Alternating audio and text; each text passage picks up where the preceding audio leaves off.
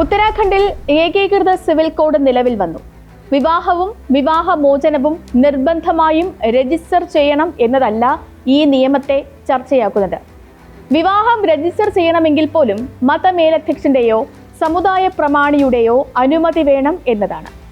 ഈ അനുമതിയുമായി ചെന്നാലും രജിസ്ട്രാർക്ക് വേണമെങ്കിൽ നിഷേധിക്കാം എന്നതാണ്. ഒന്നിച്ചു താമസിക്കുന്ന ദമ്പതികൾ രജിസ്റ്റർ ചെയ്തിട്ടുണ്ടോ എന്ന് ഏതു നാട്ടുകാർക്കും കയറി പരിശോധിക്കാം എന്നതാണ്.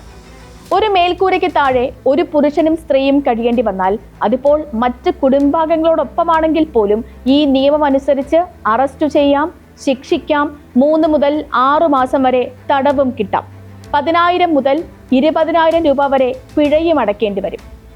മതവും ജാതിയും സമുദായവും ബാധകമല്ലാതെ എല്ലാവർക്കും ഒരേ നിയമം എന്ന് പറഞ്ഞു കൊണ്ടുവരുന്ന ഒരു നിയമം പോലും കല്യാണം രജിസ്റ്റർ ചെയ്യാൻ മതമേലധ്യക്ഷന്റെ കത്ത് നിർബന്ധമാക്കുകയാണ്.